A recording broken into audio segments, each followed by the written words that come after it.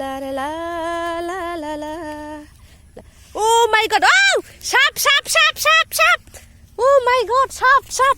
ওই দিদি সাপ গে, ওই দৌড়া দেখবো তো সাপ। হে কোন সাপের বাচ্চা? এ মা গো, ওই মা সাপের বাচ্চা। ও মাই গড, ওই ভগবান এটা কোন সাপ রে? এ সাপের বাচ্চা রে।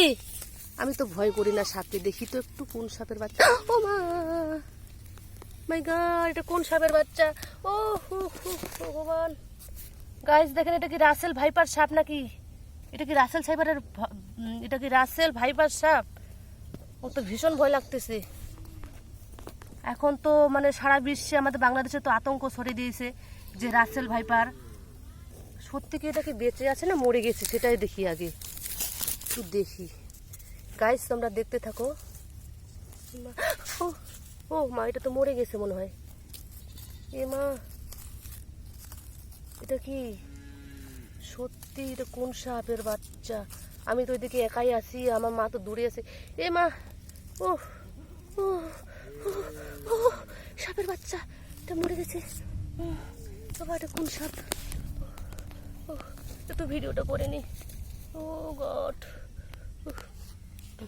ও ও এখানে গরু আছে, ভয় লাগতেছে সাপের বাচ্চাটা।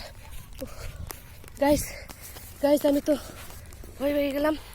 দেখেন আমি এখানে, সাপের বাচ্চাটা মরে গেছে। তো বন্ধুরা তোমরা সবাই সাবধানে থাকবে। এখন যেখানে সেখানে ঝাড় জঙ্গলে সাপ বের হচ্ছে।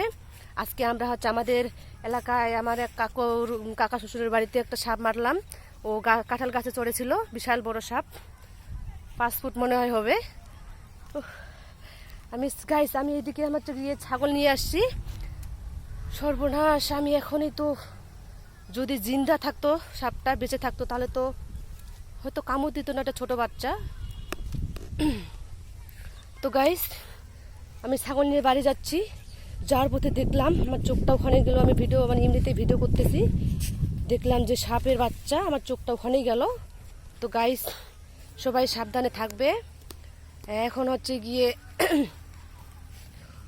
বর্ষার দিন, তাই হচ্ছে সাবধানে সবাই থাকবে। এখন মাঠে মানুষ কাজ করবে, ধান গাড়বে, রপা গাড়বে। তো সবাই সাবধানে কাজ করবে, দেখে শুনে। রাসেল ভাইপার সাপ থেকে সবাই বিরত থাকবে, মানে হচ্ছে দেখলে সাথে সাথে মেরে ফেলবেন। আমি আর কিছু বলতে পারতেছি না, আমি তো ভীষণ ভয় পেয়ে গেছি, এখন হাত পা ঠান্ডা হয়ে গেছে। আমার হচ্ছে কলিজা একেবারে হচ্ছে সাদা কাগজের মতো পাতলা হয়ে গেছে। তো গাইস সবাই ভালো থাকবেন, আর আমাকে কমেন্টে জানাবেন এটা কোন সাপের বাচ্চা। টাটা।